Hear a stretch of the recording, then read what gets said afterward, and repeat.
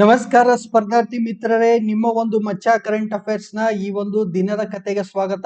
ಇವತ್ತು ನಾವು ಜುಲೈ 9 ಮತ್ತು 11ರ ಒಂದು ಪ್ರಚಲಿತ ಘಟನೆಗಳನ್ನ ಅಧ್ಯಯನ ಮಾಡಲಿದ್ದೀವಿ. ಸೊ ಯಾರು ನಮ್ಮ ಒಂದು ಮಚ್ಚಾ ಕರೆಂಟ್ ಅಫೇರ್ಸ್ ಚಾನೆಲ್ ಅನ್ನ ಸಬ್ಸ್ಕ್ರೈಬ್ ಮಾಡಿಲ್ವೋ ಸಬ್ಸ್ಕ್ರೈಬ್ ಮಾಡಬೇಕು, ಲೈಕ್ ಮಾಡಬೇಕು ಮತ್ತು ಬೆಲ್ ಐಕನ್ ನ ಪ್ರೆಸ್ ಮಾಡಬೇಕು. ಇದ್ರ ಜೊತೆಗೆ ನಮ್ಮ ವಿಡಿಯೋಸ್ ಗಳನ್ನ ನಿಮ್ಮ ಫ್ರೆಂಡ್ಸ್ ಜೊತೆಗೆ ಶೇರ್ ಮಾಡುವಂತ ಕೆಲಸ ನಿಮ್ದು ಅಂತ ಹೇಳ್ತಾ ಇವತ್ತು ಕರೆಂಟ್ ಅಫೇರ್ಸ್ ಸ್ಟಾರ್ಟ್ ಮಾಡ್ತಾ ಇದ್ದೀನಿ. ಸೊ ಮೊದಲು ನಾವು ಸಣ್ಣ ಸಣ್ಣ ನ್ಯೂಸ್ ಗಳನ್ನ ನೋಡ್ತಾ ಹೋಗೋಣ. ಸೊ ಸ್ಟಾರ್ಟಿಂಗ್ ಅಲ್ಲಿ ಏನಿದೆ ಅಂದ್ರೆ, ನಮ್ಮ IISc Bengaluru Indian institute of science ಅಥವಾ ಭಾರತೀಯ ವಿಜ್ಞಾನ ಸಂಸ್ಥೆದವ್ರು ಏನ್ ಮಾಡಿದ್ರು, ನೋಕಿಯಾ ಕಂಪನಿ, ಮೊದಲು ಮೊಬೈಲ್ ಬರ್ತಾ ಇತ್ತು ನೋಕಿಯಾ, ನಿಮ್ಗೆಲ್ಲ ನೆನ್ಪಿರ್ಬೋದು. ಸೊ ಆ ಒಂದು ನೋಕಿಯಾ ಕಂಪನಿಯ ಸಹಯೋಗದೊಂದಿಗೆ ಬೆಂಗಳೂರಿನ IISc ಕ್ಯಾಂಪಸ್ ಅಲ್ಲಿ ಒಂದು ರೋಬೋಟಿಕ್ಸ್ ಅಧ್ಯಯನ ಕೇಂದ್ರವನ್ನ ಚಾಲನೆ ಮಾಡಿದ್ದಾರೆ. ಸೊ ಅಂದ್ರೆ ಇನ್ ಮುಂದೆ ನಮ್ಮ IISc ಬೆಂಗಳೂರದವ್ರು ಏನ್ ಮಾಡೋದು, ರೋಬೋಟಿಕ್ಸ್ ಅಲ್ಲಿ ಮತ್ತಷ್ಟು ಸಂಶೋಧನೆಗಳನ್ನ ಮಾಡೋದಕ್ಕೆ ಇವ್ರ ಜೊತೆ ಪಾರ್ಟ್ನರ್ ಆಗಿ ಯಾರು ಸೇರ್ಕೊಂಡಿದ್ದಾರೆ, ನೋಕಿಯಾದವರು ಸೇರ್ಕೊಂಡಿದ್ದಾರೆ. ಅದರ ಜೊತೆಗೆ ನಾವು ಆಲ್ರೆಡಿ ಮಾತಾಡಿದ್ವಿ, ಇವರಿಗೆ ಶೋಕವನ್ನು ಕೂಡ ಸೂಚಿಸಿದ್ವಿ. ಯಾರಪ್ಪ ಅಂತಂದ್ರೆ, ಜಪಾನಿನ ಮಾಜಿ ಪ್ರಧಾನಿ ಆದಂತಹ ಶಿಂಜೋ ಅಬೆ ಅವರು. ಸೊ ಶಿಂಜೋ ಅಬೆ ಅವರು ನಿಧನರಾದ್ರು. ಸೊ ಹೀಗಾಗಿ ಭಾರತದಲ್ಲಿ ನಾವು ಒಂದು ದಿನದ ಶೋಕಾಚರಣೆಯನ್ನ ನಾವು ಘೋಷಣೆ ಮಾಡಿದ್ವಿ. ಶಿಂಜೋ ಅಬೆ ಅವರು ಭಾರತದೊಂದಿಗೆ ಒಂದು ಜಪಾನಿನ ಏನು ಸಂಬಂಧ ಇದೆಯಲ್ಲ, ಆ ಸಂಬಂಧವನ್ನ ಅಭಿವೃದ್ಧಿ ಮಾಡ್ಬೇಕಂತ ಹೇಳಿ ಬಹಳಷ್ಟು ಪ್ರಯತ್ನ ಪಟ್ಟಂತ ಒಬ್ಬ ವ್ಯಕ್ತಿ ಶಿಂಜೋ ಅಬೆ. ಸೊ ಅವರು ಇತ್ತೀಚೆಗೆ ಯಾಕೆ ಸುದ್ದಿಯಲ್ಲಿ ಇದ್ರು ಅಂತಂದ್ರೆ, ಭಾರತ ಮತ್ತು ಜಪಾನಿನ ಅಸೋಸಿಯೇಷನ್ ಅಧ್ಯಕ್ಷರಾಗಿ ಕೂಡ ಅವರು ಕೆಲಸ ಮಾಡಿದ್ರು. ಜೊತೆಗೆ ಭಾರತ ಸರ್ಕಾರ ಅವರಿಗೆ ಪದ್ಮ ವಿಭೂಷಣವಂತ ಪ್ರಶಸ್ತಿಯನ್ನು ಕೂಡ ಶಿಂಜೋ ಅಬೆ ಅವರಿಗೆ ಕೊಟ್ಟಿದ್ರು. ಸೊ ಈಗ ಯಾರ್ಯಾರು ನೋಡ್ತಿದ್ರಲ್ಲ, ಕಮೆಂಟ್ ಬಾಕ್ಸ್ ಅಲ್ಲಿ ನಿಮಗೆ ಗೊತ್ತಿದ್ರೆ ಕಮೆಂಟ್ ಮಾಡಿ. ಭಾರತ ಸರ್ಕಾರ ಪದ್ಮ ವಿಭೂಷಣ ಪ್ರಶಸ್ತಿಯನ್ನ ಶಿಂಜೋ ಅಬೆ ಅವರಿಗೆ ಯಾವ ವರ್ಷ ನೀಡಿತು ಅನ್ನೋದು ಕ್ವಶನ್. ಇದಕ್ಕೆ ನೀವು ಕಮೆಂಟ್ ಬಾಕ್ಸ್ ಅಲ್ಲಿ ಉತ್ತರವನ್ನ ನೀಡಬೇಕು. ಸೊ ಅದರ ಜೊತೆಗೆ ಏನಿದೆಪ್ಪ ಅಂತಂದ್ರೆ, ಈಗ ನಮ್ಗೆಲ್ಲ ಗೊತ್ತಿದೆ ನಮ್ಮ ದೇಶದ ಹೈಯೆಸ್ಟ್ ಅವಾರ್ಡ್ ಯಾವುದು, ಭಾರತ ರತ್ನ ಅಂತ ಹೇಳಿ. ಭಾರತ ರತ್ನ ಆದ್ಮೇಲೆ ಬರುವಂತ ಪ್ರಶಸ್ತಿ ಪದ್ಮ ವಿಭೂಷಣ, ಅದಾದ್ಮೇಲೆ ಪದ್ಮಭೂಷಣ, ಅದಾದ್ಮೇಲೆ ಪದ್ಮಶ್ರೀ ಅಂತ ಹೇಳಿ ಈ ಒಂದು ರ್ಯಾಂಕಿಂಗ್ ಕೂಡ ನಿಮಗೆ ನೆನಪಿರ್ಲಿ. ನೆಕ್ಸ್ಟ್, ವೃಕ್ಷ ಮಾತೆಯಾದಂತಹ ಸಾಲು ಮರದ ತಿಮ್ಮಕ್ಕ ಅವರಿಗೆ ಪರಿಸರ ರಾಯಭಾರಿಯಾಗಿ ಏನು ಸಂಪುಟ ದರ್ಜೆ ಸಚಿವ ಸ್ಥಾನಮಾನ ನೀಡುವುದ್ರ ಬಗ್ಗೆ ನಾವು ಹಿಂದೆ ಕರೆಂಟ್ ಅಫೇರ್ಸ್ ಅಲ್ಲಿ ಮಾತಾಡಿದ್ವಿ. ಸೊ ಖುಷಿಯ ವಿಚಾರ ಅಂತ ನಾನು ಹೇಳಿದ್ದೆ. ಸೊ ಈಗ ಘೋಷಣೆಯನ್ನ ಮುಖ್ಯಮಂತ್ರಿಗಳು ಮಾಡಿದ್ರು. ಅದೇ ರೀತಿ ಅಧಿಸೂಚನೆಯನ್ನ, ಒಂದು ನೋಟಿಫಿಕೇಶನ್ ಅನ್ನು ಕೂಡ ಏನ್ ಮಾಡಿದ್ದಾರೆ, ರಾಜ್ಯ ಸರ್ಕಾರದವರು ಹೊರಡಿಸಿದ್ದಾರೆ. ಸೊ ಅಂದ್ರೆ ನಾವು ಮೊದಲು ಅಡ್ವಾನ್ಸ್ ಆಗಿ ನ್ಯೂಸ್ ನೋಡೋದ್ರಿಂದ ಆಗುವ ಲಾಭ ಏನಪ್ಪಾ ಅಂತಂದ್ರೆ, ನ್ಯೂಸ್ ಓದ್ತಾ ಓದ್ತಾ ಅಲ್ಲಿನೇ ರಿವಿಷನ್ ಆಗುತ್ತೆ. ಮುಂದೆ ಇತ್ತೀಚೆಗೆ ಟ್ವಿಟರ್ ನಲ್ಲಿ ಒಬ್ಬ ಬಳಕೆದಾರರು ಉದ್ಯಮಿಯಾದಂತಹ ಮಹೇಂದ್ರ ಕಂಪನಿಯ ಒಂದು ಓನರ್ ಆಗಿರುವಂತಹ ಆನಂದ್ರ ಮಹೇಂದ್ರ ಅವರಿಗೆ ಒಂದು ಕ್ವಶನ್ ಕೇಳ್ತಾರೆ. ಏನಪ್ಪಾ ಅಂದ್ರೆ, ನೀವೇನು ಅನಿವಾಸಿ ಭಾರತೀಯರೇ ಅಥವಾ ನಾನ್ ರೆಸಿಡೆನ್ಷಿಯಲ್ ಇಂಡಿಯನ್ ಅಂತ ಹೇಳ್ತೀವಿ, NRI ನೀವು ಅಂತ ಹೇಳಿ ಒಂದು ಪ್ರಶ್ನೆಯನ್ನ ಮಾಡಿದ್ರು.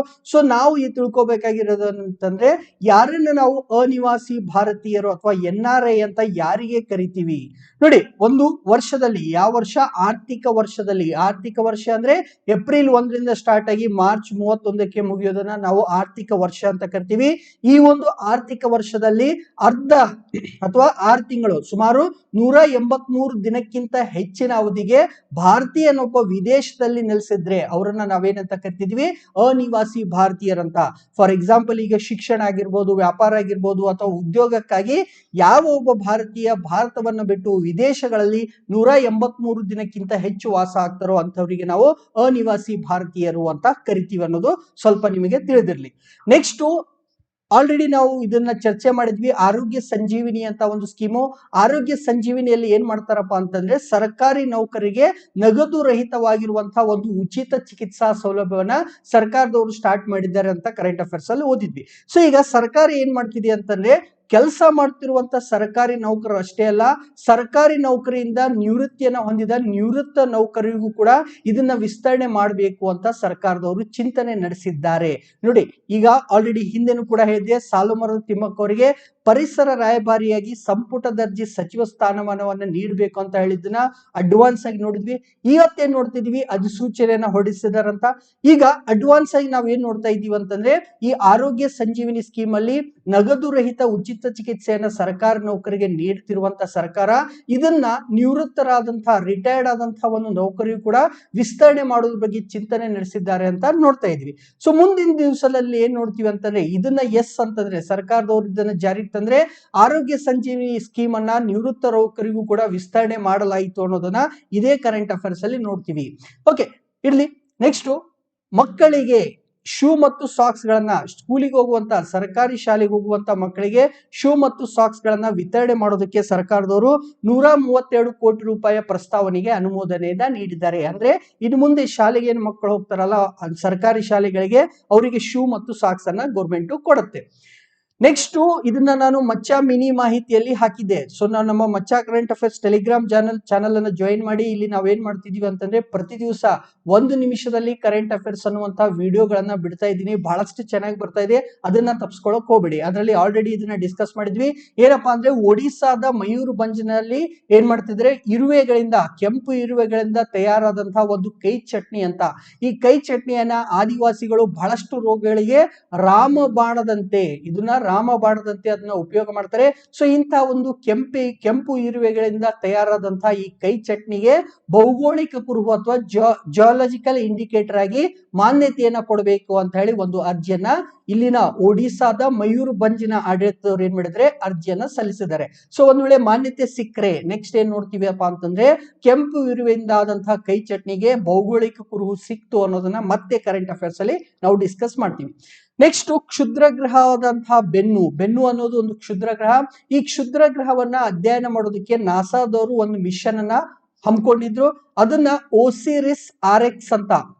ಓಕೆ, ಓಸಿರಿಸ್ ಆರ್ಎಕ್ಸ್ ಅಂದ್ರೆ origins spectral interpretations resource identification security regolith explorer ಅಂತ ಇದ್ರ ಫುಲ್ ಫಾರ್ಮ್. ಸೊ ಇಂತಹ ಒಂದು ಮಿಷನ್ ಅನ್ನ ನಾಸಾದವರು ಕೈಗೊಂಡಿದ್ರು.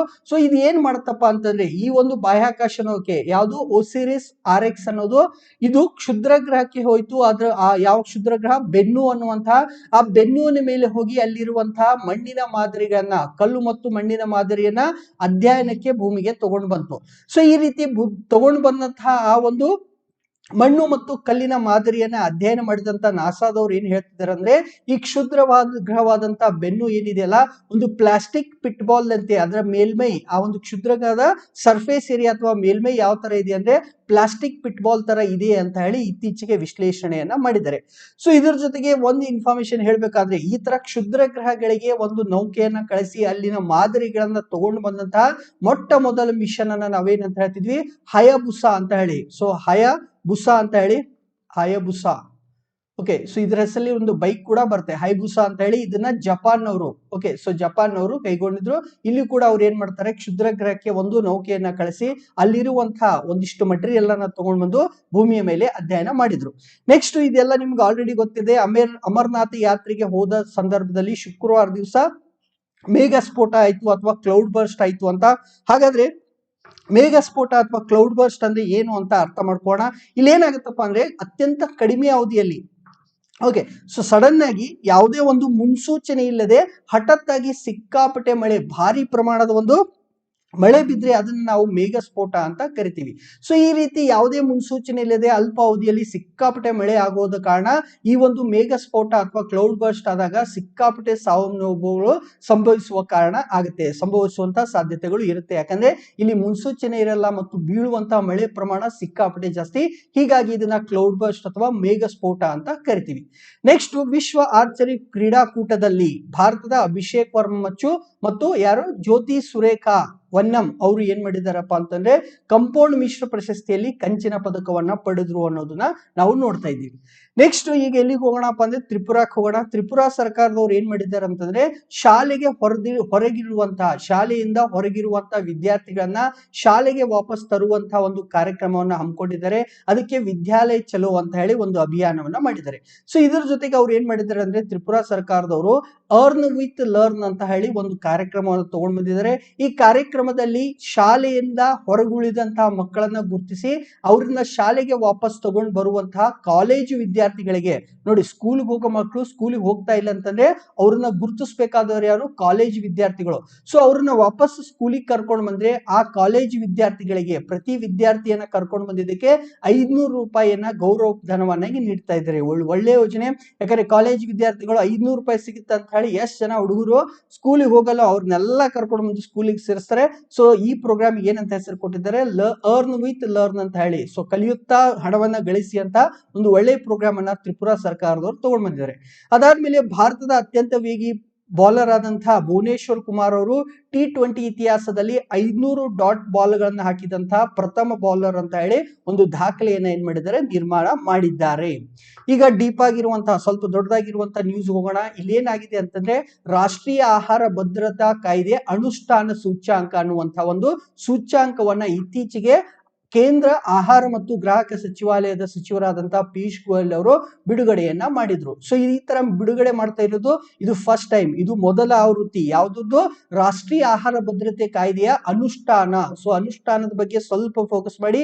ಅನುಷ್ಠಾನ ಅಂದ್ರೆ ಇಂಪ್ಲಿಮೆಂಟ್ ಮಾಡೋದು. ಈ ಕಾಯ್ದೆಯನ್ನ ಜಾರಿಗೆ ತರುವುದರಲ್ಲಿ ಯಾವ ಯಾವ ರಾಜ್ಯಗಳು ಎಷ್ಟು ಮುಂದೆ ಇದ್ದಾವೆ ಅದರ ಪ್ರಗತಿಯ ಆಧಾರದ ಮೇಲೆ. ಪ್ರಗತಿ ಅಂತಂದ್ರೆ ಹಿಂದಿನ ವರ್ಷ ಎಷ್ಟು ಮಾಡಿದ್ರು, ಈ ವರ್ಷ ಎಷ್ಟು ಮಾಡಿದ್ದಾರೆ, ಅಥವಾ ಹಿಂದಿನ ತಿಂಗಳು ಎಷ್ಟಾಗಿತ್ತು, ಈ ವರ್ಷ ಎಷ್ಟಾಗಿತ್ತು, ಈ ರೀತಿ ಲೆಕ್ಕ ಹಾಕೋದನ್ನ ನಾವು ಪ್ರೋಗ್ರೆಸ್ ಅಥವಾ ಪ್ರಗತಿ ಅಂತ ಹೇಳ್ತೀವಿ.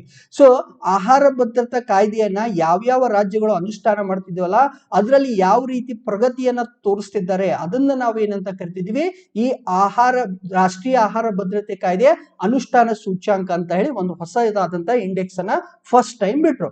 ಸೊ ಈ ಒಂದು ಸೂಚ್ಯಾಂಕದ ರ್ಯಾಂಕಿಂಗ್ ಅನ್ನ ನಾವು ನೋಡಿದಾಗ ಒಡಿಶಾ ರಾಜ್ಯ ಏನಾಗಿದೆ, ಮೊದಲ ಸ್ಥಾನದಲ್ಲಿದೆ. ನಂತರ ಉತ್ತರ ಪ್ರದೇಶ ಹಾಗೂ ಆಂಧ್ರ ಪ್ರದೇಶ 2 ಮತ್ತು 3ನೇ ಸ್ಥಾನದಲ್ಲಿ ಇದಾವೆ.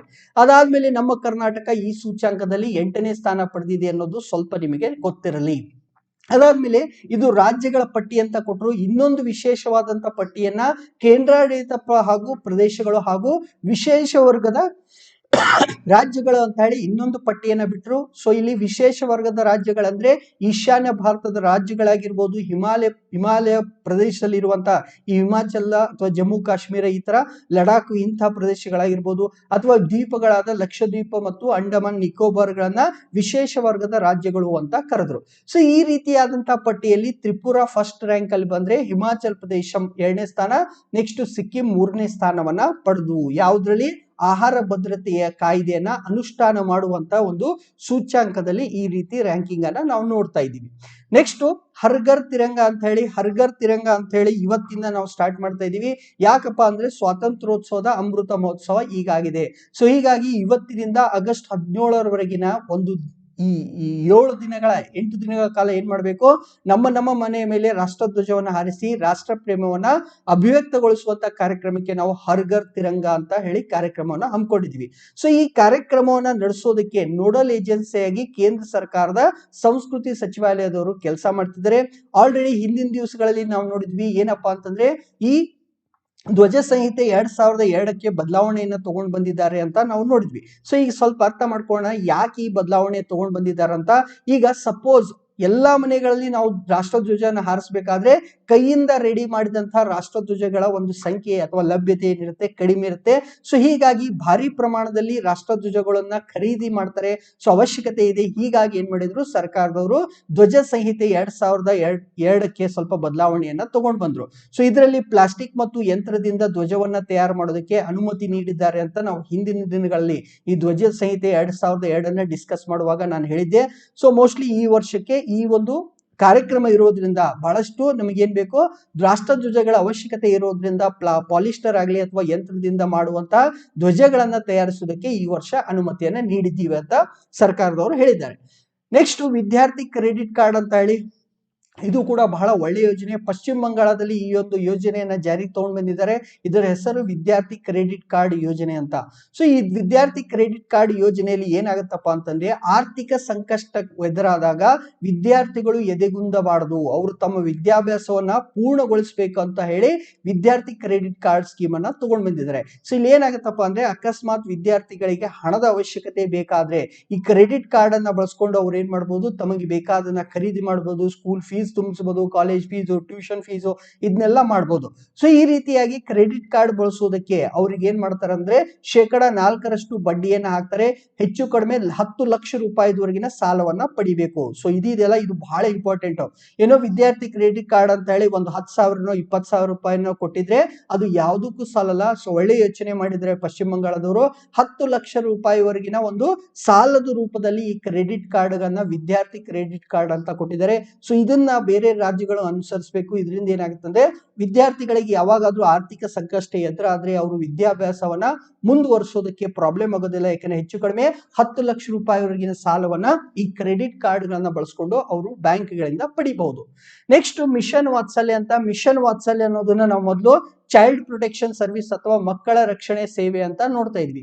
ಸೊ ಇದರ ಒಂದು ಹೊಸ ರೂಪವಾಗಿ ಇದನ್ನ ತಗೊಂಡ್ ಬಂದಿದ್ದಾರೆ. ಅದಕ್ಕೆ ಏನಂತ ಹೆಸರಿಟ್ಟಿದ್ದಾರೆ ಅಂದ್ರೆ ಮಿಷನ್ ವಾತ್ಸಲ್ಯ ಅಂತ ಇಟ್ಟಿದ್ದಾರೆ. ಸೊ ಮಿಷನ್ ವಾತ್ಸಲ್ಯದ ಉದ್ದೇಶ ಏನಪ್ಪಾ ಅಂದ್ರೆ ಮಕ್ಕಳು ಸುರಕ್ಷಿತವಾದ ಮತ್ತು ಸುಖವಾದಂತಹ ಬಾಲ್ಯವನ್ನ ಅನುಭವಿಸಲಿ ಅನ್ನೋ ಉದ್ದೇಶದಿಂದ ಈ ಒಂದು ಮಿಷನ್ ವಾತ್ಸಲ್ಯ ಅನ್ನೋದನ್ನ ಕೇಂದ್ರ ಸರ್ಕಾರದವರು ಜಾರಿಗೆ ತಗೊಂಡ್ ಬಂದ್ರು. ಈಗ ಏನ್ ಮಾಡ್ತಿದ್ದಾರೆ ಅಂದ್ರೆ ಈ ಯೋಜನೆಗೆ ಸಂಬಂಧಪಟ್ಟಂತಹ ಕೆಲವು ಮಾರ್ಗಸೂಚಿಗಳನ್ನ ಯಾರು ಬಿಡುಗಡೆ ಮಾಡಿದ್ದಾರೆ ಅಂತಂದ್ರೆ ಕೇಂದ್ರ ಸರ್ಕಾರದ ಮಹಿಳಾ ಮತ್ತು ಮಕ್ಕಳ ಕಲ್ಯಾಣ ಇಲಾಖೆದವರು ಬಿಡುಗಡೆ ಮಾಡಿದ್ದಾರೆ.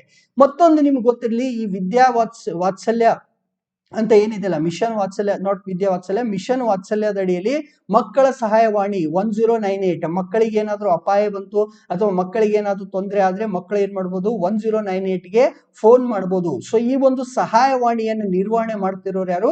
ಕೇಂದ್ರ ಸರ್ಕಾರದ ಗೃಹ ಇಲಾಖೆದವರು. ಇಲ್ಲಿ 2 ಡಿಪಾರ್ಟ್ಮೆಂಟ್ ಇದೆ. ಯೋಜನೆಯನ್ನ ಜಾರಿ ತಗೊಂಡ್ ಬಂದು ಅದರ ಮಾರ್ಗಸೂಚಿಗಳನ್ನ ಬಿಡ್ತಾ ಇರೋರು ಯಾರು? ಕೇಂದ್ರ ಸರ್ಕಾರದ ಮಹಿಳಾ ಮತ್ತು ಮಕ್ಕಳ ಕಲ್ಯಾಣ ಇಲಾಖೆದವರು. ಆದ್ರೆ ಈ ಒಂದು ಸಹಾಯವಾಣಿಯನ್ನ ಮೇಂಟೈನ್ ಮಾಡ್ತಿರೋರು ಯಾರು? ಕೇಂದ್ರ ಸರ್ಕಾರದ ಗೃಹ ಇಲಾಖೆದವರು. ಸೊ 2 ಡಿಫರೆನ್ಸ್ ನಿಮಗೆ ಗೊತ್ತಿರಲಿ. ನೆಕ್ಸ್ಟ್ ರಾಷ್ಟ್ರೀಯ ನಗದೀಕರಣ ಅಂತ ಹೇಳಿ, ರಾಷ್ಟ್ರೀಯ ನಗದೀಕರಣ, ಇಲ್ಲಿ ನಗರೀಕರಣ ಅಂತಾಗಿದೆ, ರಾಷ್ಟ್ರೀಯ ನಗದೀಕರಣ ಯೋಜನೆ ಅಥವಾ ನ್ಯಾಷನಲ್ ಮಾನಿಟೈಸೇಷನ್ ಪೈಪ್ಲೈನ್ ಅಂತ ಹೇಳಿ ಒಂದು ಕಾರ್ಯಕ್ರಮವನ್ನ ಕೇಂದ್ರ ಸರ್ಕಾರದವರು ತಗೊಂಡ್ ಬಂದ್ರು. ಸೊ ಇಲ್ಲಿ ಏನಾಗುತ್ತಪ್ಪ ಅಂದ್ರೆ ಫಸ್ಟ್ ಈ ನಗದೀಕರಣ ಅಂದ್ರೆ ಏನು ಅನ್ನೋದನ್ನ ನಾವು ಸ್ವಲ್ಪ ಅರ್ಥ ಮಾಡ್ಕೊಳ್ಳೋಣ. ನ್ಯಾಷನಲ್ ಮಾನಿಟೈಸೇಷನ್ ಪೈಪ್ಲೈನ್ ಅಂದ್ರೆ ಏನು ಅಂತ ನೋಡಿ. ಈಗ ಸರ್ಕಾರದ ಹತ್ರ ಏನಿರುತ್ತೆ, ಬಹಳಷ್ಟು ಆಸ್ತಿ ಇರುತ್ತೆ. ಆ ಆಸ್ತಿಯನ್ನ ಸುಮ್ಮನೆ ಬಿಟ್ಟಿರ್ತಾರೆ. ಒಂದು ಜಮೀನ್ ಆಗಿರ್ಬೋದು, ರೋಡ್ ಆಗಿರ್ಬೋದು, ಓಕೆ, ವಿಮಾನ ನಿಲ್ದಾಣ ಆಗಿರ್ಬೋದು, ರೈಲ್ವೆ ಸ್ಟೇಷನ್ ಆಗಿರ್ಬೋದು.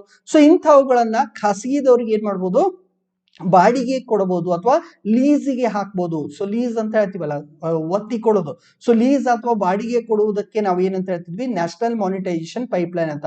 ಸೊ ಈ ರೀತಿ ಬಾಡಿಗೆ ಕೊಟ್ವಿ ಅಥವಾ ಲೀಸಿಗೆ ಕೊಟ್ರೆ ಅದರಿಂದ ಖಾಸಗಿದವರು ಸರ್ಕಾರಕ್ಕೆ ದುಡ್ಡು ಕೊಡ್ತಾರೆ. ಸೊ ಇದರಿಂದ ಸರ್ಕಾರಕ್ಕೆ ಆದಾಯ ಹೆಚ್ಚಾಗುತ್ತೆ ಅನ್ನುವಂತ ದೃಷ್ಟಿಯಿಂದ ರಾಷ್ಟ್ರೀಯ ನಗದೀಕರಣ ಯೋಜನೆ ಅನ್ನೋದನ್ನ ಸರ್ಕಾರದವರು ತಗೊಂಡ್ ಬಂದಿದ್ದಾರೆ.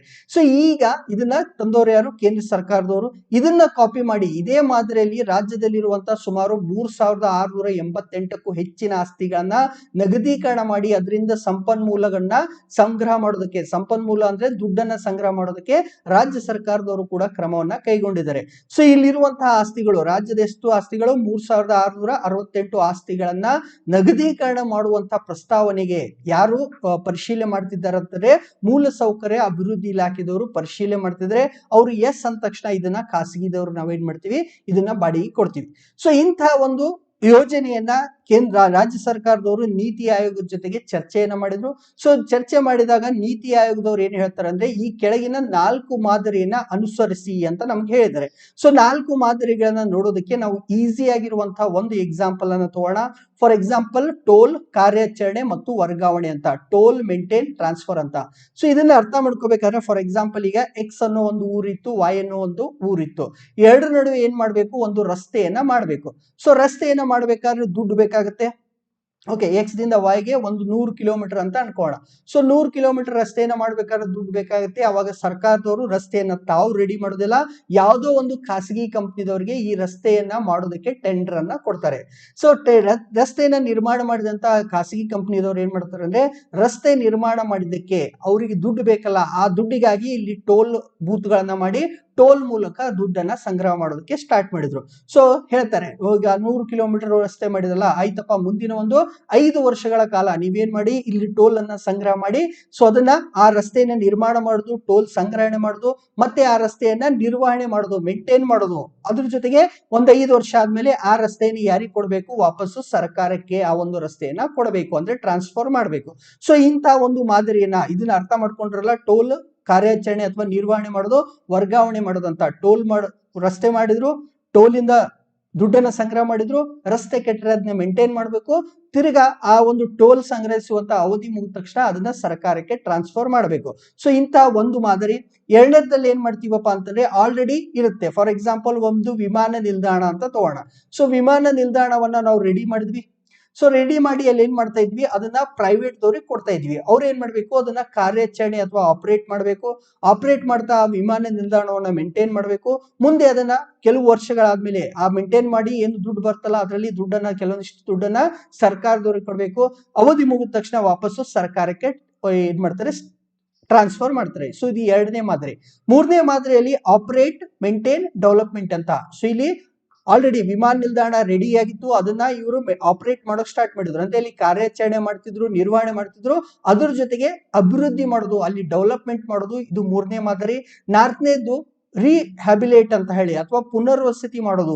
ಸೊ ಈಗ ಏನಾದ್ರೂ ಕೆಟ್ಟಿತ್ತು, ವಿಮಾನ ನಿಲ್ದಾಣ ಕೆಟ್ಟಿದ್ರೆ ಅದನ್ನ ಅವರು ವಾಪಸ್ಸು ಪುನರ್ವಸತಿ ಅಥವಾ ವಾಪಸ್ ಅದನ್ನ ಪುನರ್ ನಿರ್ಮಾಣ ಮಾಡಬೇಕು, ನಿರ್ವಹಣೆ ಮಾಡಬೇಕು, ಅವಧಿ ಮುಗಿದ ತಕ್ಷಣ ವರ್ಗಾವಣೆ ಮಾಡಬೇಕು. ಸೊ ಈ ರೀತಿ 4 ಮಾದರಿಗಳನ್ನ ನೀತಿ ಆಯೋಗದವರು ರಾಜ್ಯ ಸರ್ಕಾರಕ್ಕೆ ಹೇಳಿದರೆ, ರಾಜ್ಯ ಸರ್ಕಾರ ಸುಮಾರು 3668ಕ್ಕೂ ಹೆಚ್ಚು ಆಸ್ತಿಗಳನ್ನ ನಗದೀಕರಣ ಮಾಡೋದಕ್ಕೆ ಮುಂದಾಗಿದೆ. ನೋಡೋಣ ಏನಾಗುತ್ತಂತ.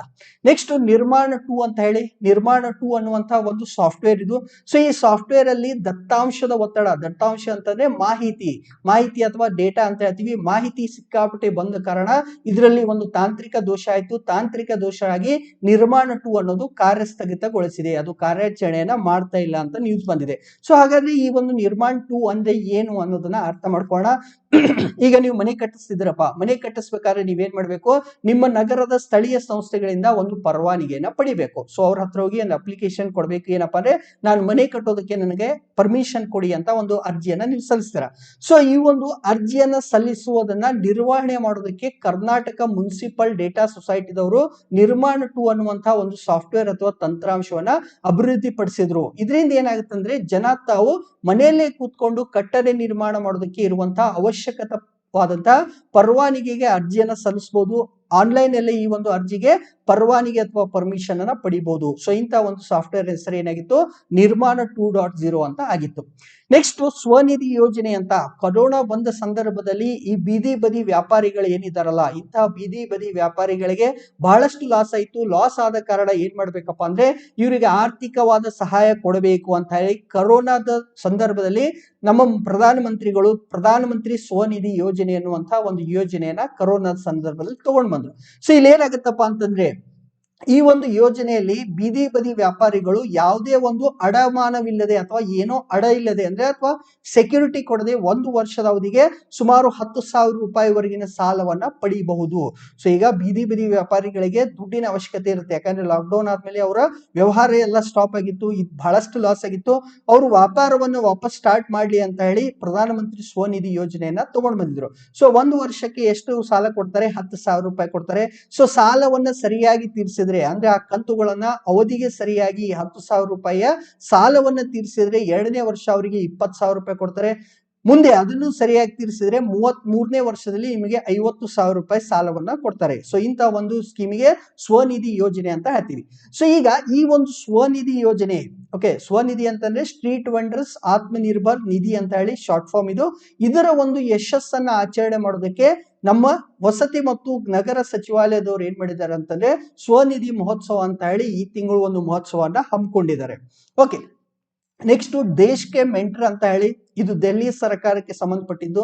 ದೆಹಲಿ ಸರ್ಕಾರದವ್ರು ಏನ್ ಮಾಡಿದಾರಪ್ಪ ಅಂತಂದ್ರೆ, ದೇಶ್ ಕೆ ಮೆಂಟರ್ ಅಂತ ಒಂದು ಕಾರ್ಯಕ್ರಮವನ್ನ ಸ್ಟಾರ್ಟ್ ಮಾಡಿದ್ರು. ಸೊ ದೇಶ್ ಕೆ ಮೆಂಟರ್ ಅನ್ನೋ ಕಾರ್ಯಕ್ರಮದಲ್ಲಿ ಏನಾಗುತ್ತಂದ್ರೆ, 18ರಿಂದ 35 ವರ್ಷದ ಒಬ್ಬ ವ್ಯಕ್ತಿ, ಒಬ್ಬ ಆಸಕ್ತರು ಏನ್ ಮಾಡ್ಬೇಕು, 9ರಿಂದ ಹಿಡಿದು 12ನೇ ತರಗತಿ ವಿದ್ಯಾರ್ಥಿಗಳಿಗೆ ಮೆಂಟರ್ ಆಗಿ ಕೆಲಸ ಮಾಡೋದಕ್ಕೆ ಇಲ್ಲಿ ಈ ಒಂದು ಸ್ಕೀಮಿಗೆ ನಾವೇನಂತ ಹೇಳಿದ್ವಿ, ದೇಶ್ ಕೆ ಮೆಂಟರ್ ಅಂತ. ಸೊ ಮೆಂಟರ್ ಅಂದ್ರೆ ಏನು, ಈಗ ಫಾರ್ ಎಕ್ಸಾಂಪಲ್ ನೀವೆಲ್ಲ ಓದ್ತಿದ್ದೀರಾ, ನೀವು ಯಾವ ರೀತಿ ಓದ್ಬೇಕು, ನಿಮ್ಗೆ ಏನ್ ಡೌಟ್ಸ್ ಬರ್ತಾ ಇದೆ, ಸೊ ಈ ರೀತಿ ನಿಮ್ಗೆ ನಾನು ಗೈಡೆನ್ಸ್ ಅನ್ನ ಮಾಡಿದ್ರೆ ನಾನೇನಾಗ್ತೀನಿ, ನಿಮಗೆ ಮೆಂಟರ್ ಆಗ್ತೀನಿ. ಸೊ ಮೆಂಟರ್ ಅಂತಂದ್ರೆ ಆ ಒಬ್ಬ ವಿದ್ಯಾರ್ಥಿಗಳಿಗೆ ಏನು ಡೌಟ್ಸ್ ಬರ್ತೋ ಅದನ್ನ ಕ್ಲಿಯರ್ ಮಾಡೋದು, ಅಥವಾ ಆ ವಿದ್ಯಾರ್ಥಿಗಳಿಗೆ ಯಾವ ರೀತಿ ಓದ್ಬೇಕು, ಏನ್ ತಪ್ಪು ಮಾಡ್ತಿದ್ರೆ ಈ ರೀತಿಯಾಗಿ ವೈಯಕ್ತಿಕವಾಗಿ ಆಸಕ್ತಿ ತೋರಿಸಿ ಅವರಿಗೆ ಓದಿನಲ್ಲಿ ನೆರವು ಮಾಡೋರನ್ನ ನಾವು ಮೆಂಟರ್ ಅಂತ ಕರಿತೀವಿ. ಸೊ ಇಂತಹ ಒಂದು ಮೆಂಟರ್ ಸ್ಕೀಮ್ ಅನ್ನ, ದೇಶಕ್ಕೆ ಮೆಂಟರ್ ಅನ್ನೋ ಸ್ಕೀಮ್ ಅನ್ನ ದೆಹಲಿ ಸರ್ಕಾರದವರು ತಗೊಂಡ್ ಬಂದಿದ್ರು. ಸೊ ಇಲ್ಲಿ ಏನಾಗುತ್ತೆ ಅಂದ್ರೆ, ಈ ಒಂದು ಕಾರ್ಯಕ್ರಮದಲ್ಲಿ ಈ ಸ್ಟಾರ್ಟ್ ಮಾಡಿದ್ದನ್ನ 200 ಸರ್ಕಾರಿ ಶಾಲೆಗಳಿಗೆ, ದೆಹಲಿ ಇರುವಂತಹ 200 ಸರ್ಕಾರಿ ಶಾಲೆಗಳಿಗೆ ವಿಸ್ತರಣೆ ಮಾಡೋದಕ್ಕೆ ದೆಹಲಿ ಸರ್ಕಾರ ಚಿಂತನೆಯನ್ನ ನಡೆಸಿದೆ.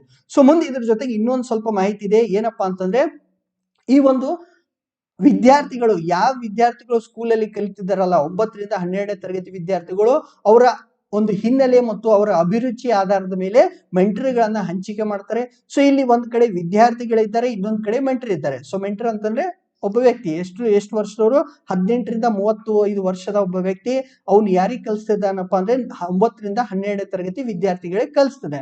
ಸೊ ಇವರಿಬ್ಬರನ್ನ ಜೋಡಿಸೋದಕ್ಕಾಗಿ, ಇವರಿಬ್ಬರಿಗೆ ಸಂಪರ್ಕ ನೀಡೋದಕ್ಕಾಗಿ ಒಂದು ಆಪ್ ಅನ್ನು ಕೂಡ ಅಭಿವೃದ್ಧಿ ಮಾಡಿದ್ರು.